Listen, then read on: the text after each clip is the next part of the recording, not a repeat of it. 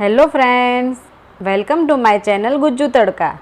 જો તમે મારી ચેનલ પર નવા છો તો પ્લીઝ મારી ચેનલ સબસ્ક્રાઈબ કરવાનું ભૂલશો નહીં। આજે હું લઈને આવી છું ચોકો કૂકીઝ કુલ્ફી। તમે માર્કેટમાં ફોરસ્ટિક કે જુલુબાર ખાધી જ હશે ફ્રેન્ડ્સ, તો આ કુલ્ફીનો ટેસ્ટ પણ સેમ એના જેવો જ આવે છે। તો ચાલો આપણે બનાવવાનું શરૂ કરીએ।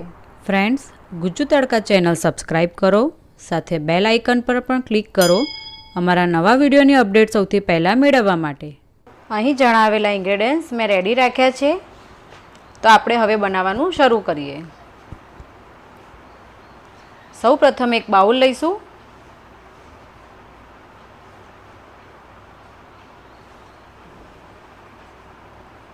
તેમાં દૂધ ઉમેરીશું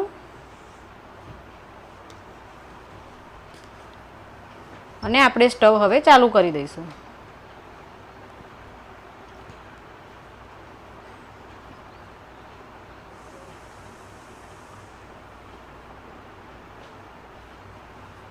દૂધને આપણે વચ્ચે વચ્ચે હલાવતા રહીશું જેથી કરીને તે ચોંટે નહીં।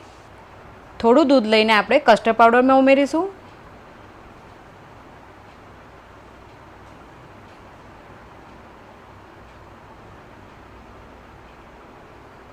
અને કસ્ટર્ડ પાવડર ઓગાળી દઈશું।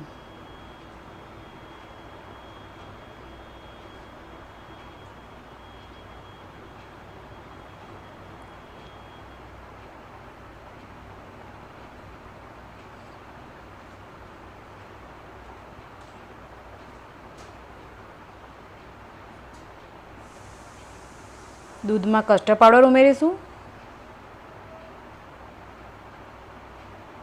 અને એને વચ્ચે વચ્ચે હલાવતા જ રહેવાનું છે।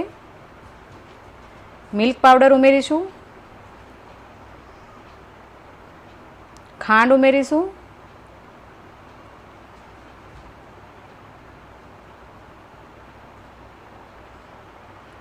આ દૂધ અડધું ના થાય ત્યાં સુધી આપણે એને ઉકાળવાનું જ છે।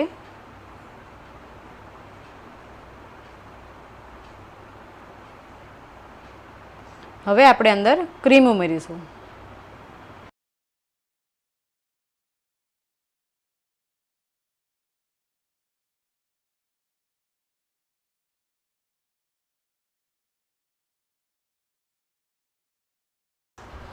ફ્રેન્ડ્સ, હવે આપણે એક પેકેટ હાઇડ એન્ડ સીક અથવા ચોકો કૂકીઝનું લેવાનું છે। ત્યારબાદ એના ટુકડા કરીને મિક્સર જારમાં લઈશું। અને ફ્રેન્ડ્સ, અહીં આપણે ક્રીમવાળા બિસ્કિટ નથી લેવાના। હવે આપણે એમાં ખાંડ એડ કરીશું,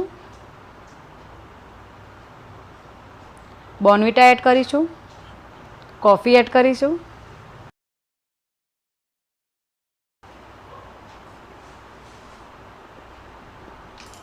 અને દૂધ ઉમેરીશું।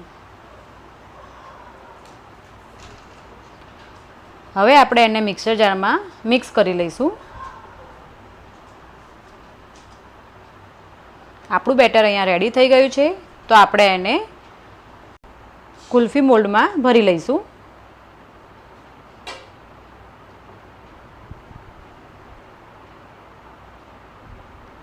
હવે આપણે આને 2 કલાક માટે ફ્રીઝરમાં મૂકી રાખવાનું છે જેથી એ થોડું થીક થાય।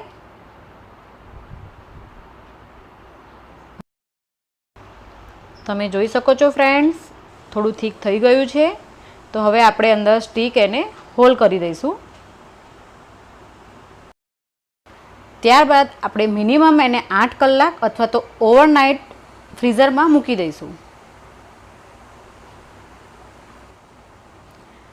આપણા 8 કલાક પૂરા થઈ ગયા છે। તમે જોઈ શકો છો ફ્રેન્ડ્સ, આપણી કુલ્ફી અહીંયા રેડી છે। નોર્મલ પાણીમાં આપણે એને 1-2 વાર બોળી લઈશું।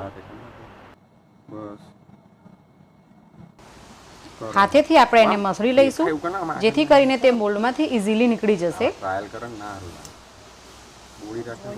તમે જોઈ શકો છો ફ્રેન્ડ્સ, આપણી કુલ્ફી અહીંયા રેડી છે। કેટલી સરસ દેખાય છે, તે ખાવામાં પણ તેટલી જ યમ્મી છે।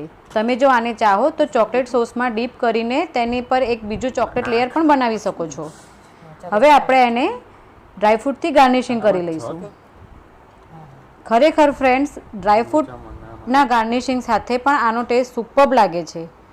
તો તમે પણ આ રેસીપી ઘરે ચોક્કસ બનાવજો અને કેવી લાગી તે મને કમેન્ટ કરીને જરૂર જણાવજો।